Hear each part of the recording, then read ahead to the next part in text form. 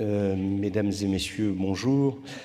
Je vais m'adresser non seulement à nos futurs confrères, mais je dirais à l'ensemble de cette assemblée. Mon message, ceci étant, est plus orienté vers celles et ceux qui seront nos futurs confrères de demain. Leur dire que vous venez d'intégrer l'INHJ, alors on en parle, acronyme ou sigle plus exactement, Institut national de formation des huissiers de justice.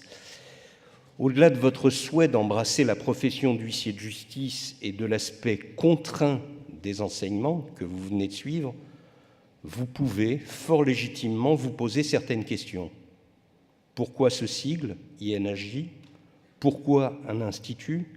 Quel sera mon avenir professionnel issu de cette formation? Tout d'abord, le sigle INHJ. Vous l'aurez compris, nous avons voulu afficher clairement la reconnaissance vis-à-vis de la profession d'huissier de justice de la proximité de l'Institut avec son instance ordinale, la Chambre nationale des huissiers de justice. L'INHJ est un des services de la Chambre nationale. Ce sigle de 4 lettres, qui deviendra par la suite INCJ, pour commissaire de justice, a été voulu pour préserver cette proximité forte envers la CNJ, autorité de la profession. D'autres l'ont fait avant nous, qu'il s'agisse de la magistrature, de l'école de formation du notariat, de l'école de formation des barreaux et notamment du barreau de Paris. Toutes ces entités pédagogiques entretiennent des liens particulièrement forts avec leurs instances de tutelle ou instances ordinales. Pourquoi un institut? À la différence d'une école ou d'un établissement, l'institut s'identifie à la recherche, à l'enseignement utile à l'exercice d'une profession. C'était l'idée directrice de la réforme induite à l'initiative du bureau de la Chambre nationale des huissiers de justice, présent dans sa totalité dans cette salle et que je salue. Le cahier des charges qui nous avait été donné au moment du lancement du projet de l'Institut, d'un côté, créer une nouvelle formation pour une nouvelle profession, de l'autre, placer l'aspect professionnalisant au centre du dispositif d'apprentissage. Toujours au titre de ce cahier des charges, une nouvelle formation pour une nouvelle profession. Il ne s'agissait pas d'une simple nécessité de changement, mais bien d'une opportunité à saisir pour adapter un axe pédagogique vers l'attrait à une nouvelle profession. Enfin, l'aspect professionnalisant de l'apprentissage théorique ne peut suffire à l'exercice professionnel, c'est pourquoi votre formation, telle qu'elle sera développée lors de la présentation des modules de formation, prend compte à la fois de la consolidation de vos acquis universitaires, d'un apprentissage théorique dédié et d'un focus particulier sur l'exercice et la mise en situation professionnelle. Je vous l'ai dit, fort légitimement, vous pouvez vous poser la question de quel sera mon avenir professionnel issu de cette formation. À l'instar des métiers oubliés tels que ferblantier, lavandière, poinçonneur de tickets de métro ou allumeur de réverbères, le métier d'huissier de justice est amené à changer dès 2022 pour disparaître à jamais en 2026. Est-ce dire pour autant que votre démarche d'adhésion et votre conviction forte vers l'agrégation au bénéfice de la profession d'huissier de justice est vaine? En aucune manière. La profession d'huissier de justice n'est pas amenée à mourir, mais bien au contraire, elle est amenée à évoluer vers la profession de commissaire de justice. Nous voyons cette nouvelle profession comme une profession augmentée, pour utiliser un terme à la mode en cette époque de transhumanisme, augmentée puisque les fondements de nos professions réciproques, huissier de justice et commissaire-priseur judiciaire, vont s'agréger pour un élargissement du panel de nos activités. Pour la première fois dans l'histoire des métiers du droit, ce ne sont pas 2 professions qui disparaissent, mais 2 professions qui se réunissent pour n'en former qu'une. Cela vous a été dit, largement commenté par les intervenants à cette tribune. Je me préoccuperai donc d'évoquer le changement de méthode et d'objectifs pédagogiques issus de cette évolution et au bénéfice de la formation initiale vers 3 idées fortes.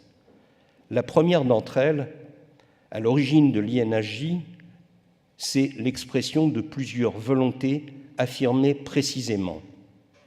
Tout d'abord, axer la formation initiale vers la préparation à l'examen professionnel qui ne sanctionnera plus désormais l'acquis des connaissances, mais seulement l'aptitude à l'exercice de la profession. D'autre part, faire de l'apprentissage une formation d'excellence dirigée principalement vers la pratique professionnelle. Il ne suffit plus d'un apprentissage simple. Nous souhaitons porter l'exigence d'un apprentissage utile à l'exercice de la profession, notamment au cours de votre stage. À ce titre, et pour autre idée maîtresse, vous êtes désormais considérés comme huissiers de justice stagiaires et non plus stagiaires huissiers de justice. Si la différence d'expression peut paraître de pur style, elle démontre la prise en considération d'une adhésion forte au bénéfice de la profession. La force de cette considération doit vous conduire, vous, en corollaire, à une prise de conscience des implications que cela induit.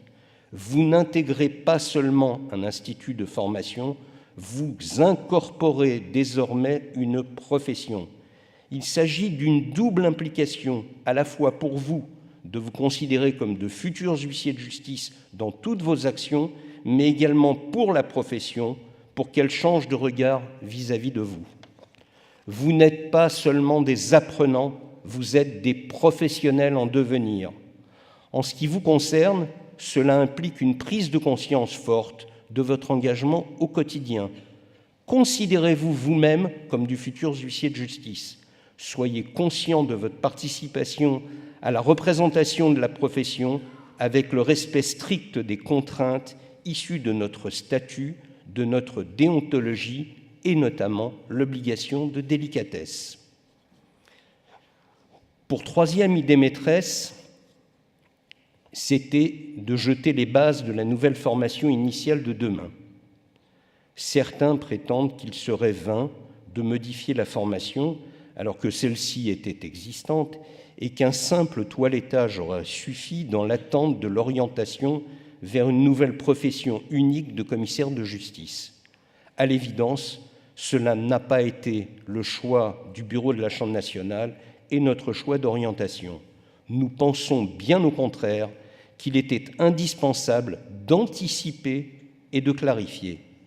Rien n'aurait été plus préjudiciable que de reporter sur la nouvelle institution nos carences ou nos faiblesses.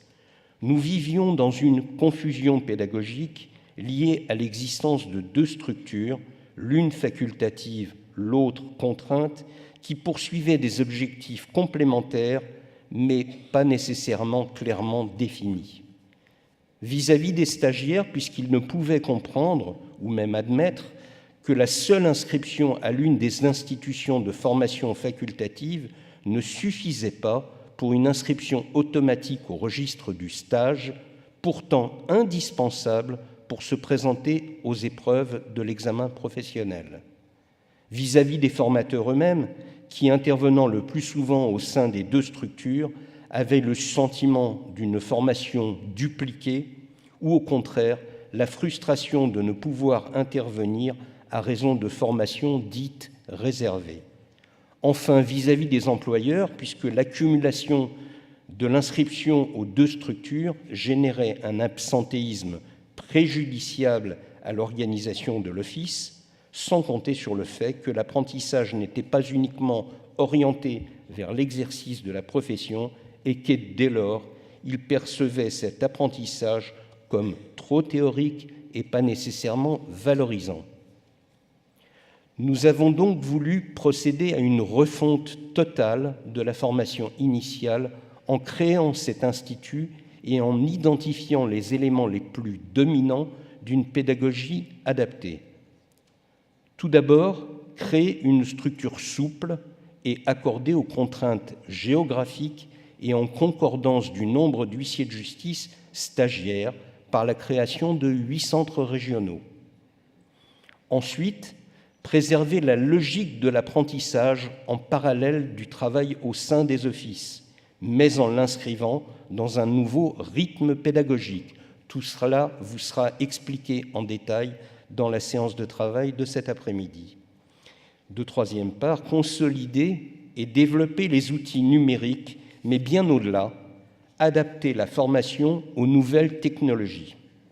Mais cette évolution aurait été vaine si nous n'avions pas comme préoccupation majeure de la faire concorder avec la sanction des acquis professionnels, c'est-à-dire l'examen professionnel. Vous l'avez compris, notre formation d'INAJ n'est pas isolée ou dépendante. La formation est un tout et elle englobe bien évidemment l'examen professionnel. L'INAJ a pour ambition de vous former à l'examen professionnel, mais à la totalité de l'examen professionnel, et toute votre formation sera résolument axée vers ce seul objectif. La présence hautement symbolique, et notamment du parrainage par le directeur des Affaires civiles et du Sceau, M. Thomas Andry, de l'ancien garde des Sceaux et 3 fois ministre, si je ne me trompe pas, de M. Henri Nallet et des hautes personnalités présentes ce jour autour du président de la Chambre nationale, Patrick Sanino, et de son bureau, démontre la prise en considération du changement fondamental qui s'opère ce jour dans la philosophie pédagogique au soutien de votre formation. Vous intégrez un programme qui va se dérouler sur 2 années. Vous avez eu connaissance, mais nous le développerons cet après-midi, des modules de la première année, complétés l'année prochaine par des modules plus spécialisés, tant sous l'angle des savoirs juridiques que de la gestion de l'entreprise et de l'adaptation aux nouvelles technologies, ainsi que l'ensemble des activités accessoires. Mais surtout, votre formation intégrera d'ores et déjà, dès l'année 2019-2020, la formation dite « formation passerelle », qui vous permettra d'avoir la reconnaissance de la qualification du titre de commissaire de justice. À l'instar des grandes écoles, nous avons voulu symboliser notre formation d'excellence par cette séance solennelle de rentrée. Cette solennité est lourde d'engagement de la profession, mais aussi réciproquement lourde d'un fort besoin d'implication de votre part. Les éléments de la formation vous seront détaillés cet après-midi, mais avant de clôturer cette matinée, il ne me reste plus qu'à vous souhaiter mes meilleurs vœux de réussite professionnelle. Merci Marc Dimand, merci beaucoup.